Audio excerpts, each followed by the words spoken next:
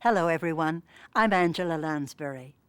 Walt Disney's animated feature Snow White and the Seven Dwarfs is only the beginning of what you will find in this remarkable DVD experience. There is so much more to see in the world of Snow White that I'd like to share some of the highlights with you now on a special VIP tour. What we'll be seeing are just a sampling. The complete contents can be accessed by going to the Bonus Features menu. If at any time you'd like to bypass any of the stops on the tour, just press the skip button on your remote control. First, let's take a look at the behind-the-scenes story of how Snow White was made, with an excerpt from the colorful and fascinating documentary, The Making of Snow White and the Seven Dwarfs.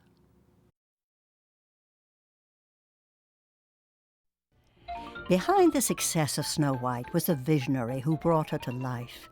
Walt Disney was a unique American genius, a great storyteller, artist, and innovator. Born in Chicago in 1901, his early career as a cartoonist was interrupted by the First World War.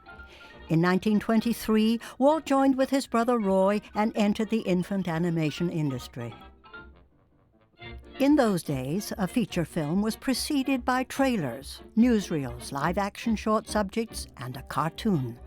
While Walt Disney may be best remembered for the creation of Mickey Mouse, the world's most recognizable movie star, his early accomplishments are equally impressive. Before Mickey, Walt had produced a popular series called the Alice Comedies, which were silent cartoons featuring a live-action little girl in an animated world. In 1928, Disney introduced the very first sound cartoon, the landmark film that launched the career of Mickey Mouse. And in 1932, Disney premiered the first cartoon in full color.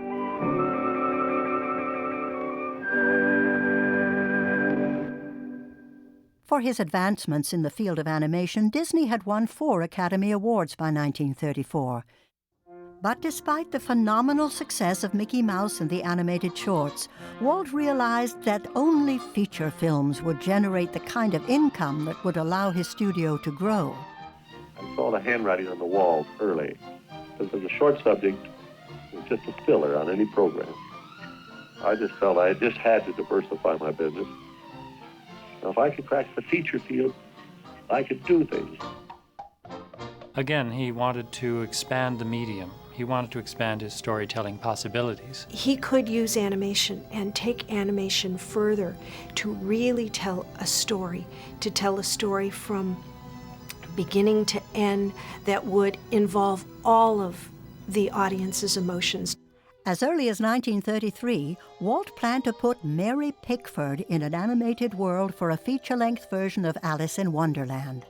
But it was scrapped when Paramount produced an all-star version the same year. This one frame of film is all that exists of the Technicolor tests.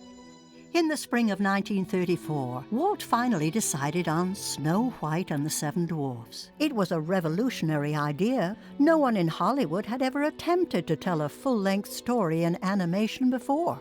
The story of Snow White goes back to the 1812 Grimm Brothers collection of fairy tales, and even the earliest filmmakers had capitalized on the familiarity of the tale. This silent version is a film that Walt saw in 1916. It's the thing I remembered as a kid. I saw Marguerite Clark in it in Kansas City one time when I was a newsboy. They had a big showing for all the newsboys, and I went and saw Snow White. It's probably one of my first big feature pictures I'd ever seen.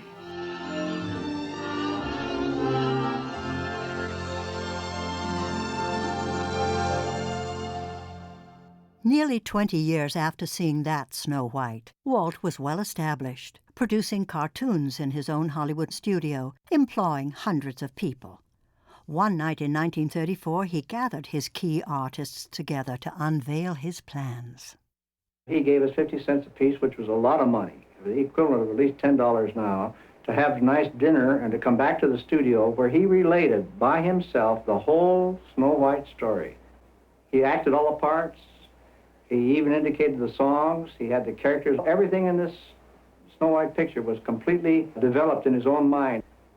We were also steamed up so enthused for this project that it didn't really cross our minds to doubt that it could be done. In other words, if Walt felt that we could do it, we'd better find a way to do it.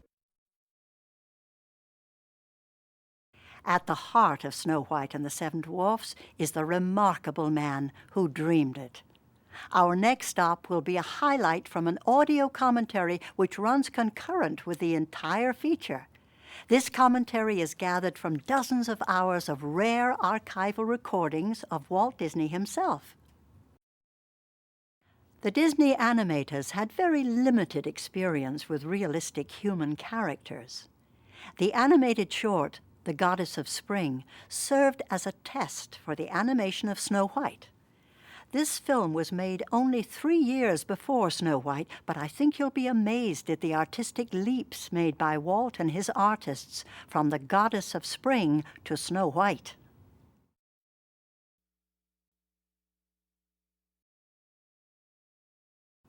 One of the primary joys of Snow White and the Seven Dwarfs is its timeless music. Here's your chance to sing along with the Seven Dwarfs as they head home from a hard day at the mines.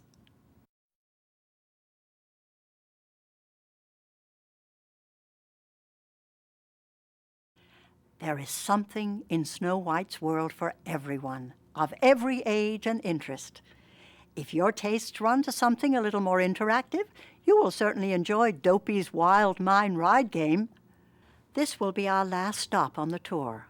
Now that you've experienced the variety of features that are in the world of Snow White and the Seven Dwarfs, be sure to explore the bonus features and create your own adventures. Have fun. And think twice if anyone offers you an apple.